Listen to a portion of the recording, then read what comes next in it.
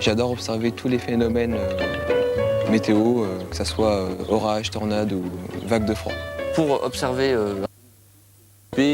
comme un pro presque. Oui, avec une station météo, et j'ai vraiment tout fait pour avoir cette station et j'ai réuni l'argent qu'il fallait en plusieurs mois. Je vous propose d'aller voir ma station météo, puis les différents instruments qui me servent à prévoir et observer le temps.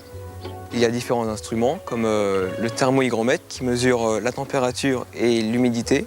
Ensuite, l'anémogirouette qui mesure la vitesse et la direction du vent. Et ensuite, le pluviomètre qui est situé tout en haut qui mesure la quantité de pluie. Et chaque instrument est relié à un capteur solaire qui permet de l'alimenter en énergie électrique. Donc toutes les données de ma station sont recueillies ici dans mon ordinateur. Venez.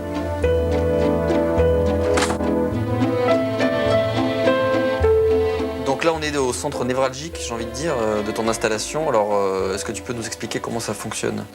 Donc toutes les données sont retransmises par radio sur l'unité centrale, donc, qui affiche toutes les données des instruments, à savoir température, pression, vitesse et direction du vent. Là, on voit tous les paramètres, mais avec notamment des graphiques.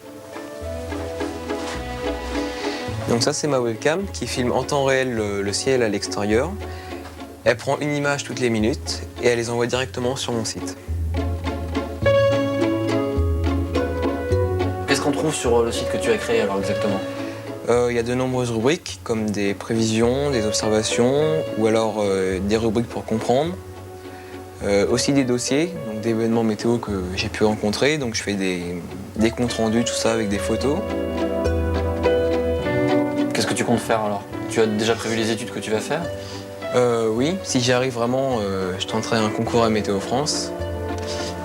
Sinon, je pourrais travailler aussi dans des boîtes privées comme la chaîne Météo ou Météo Consult.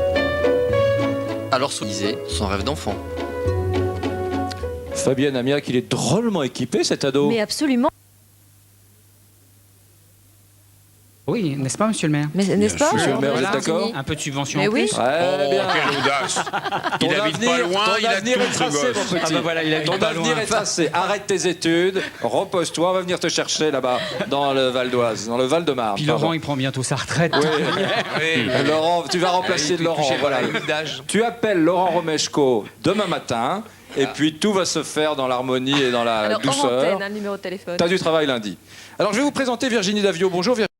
Venn s'est déplacé la nuit dernière vers le département du Var et ce matin vers la Corse. Dans la presse, dans les journaux, à la télévision, la météo dont nous parlons est devenue une information comme une autre, capitale même pour certains Français qui ont de plus en plus de loisirs. Et cette passion, eh bien, ces Français, certains d'entre eux au moins, ont décidé de l'assouvir à titre individuel et à domicile. Hélène Vergne, Frédéric Faure. Il en est ainsi tous les matins, rituellement. À peine réveillé, Alexandre recueille tous les paramètres de sa station météorologique quasi professionnelle. Vitesse du vent, température, taux d'humidité, rien ne manque. Ce matin, il est 7h53 et il fait 5,6 degrés. Donc c'est assez frais pour la saison. Pas de perturbation en vue. Non, si peut-être demain, mais pour l'instant le ciel est clair et c'est calme. Voilà.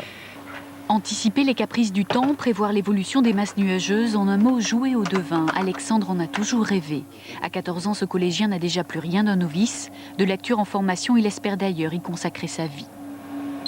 Je suis souvent en train de regarder le ciel. Enfin, je suis toujours prêt à attendre qu'un phénomène arrive, quoi. Cet intérêt pour la science du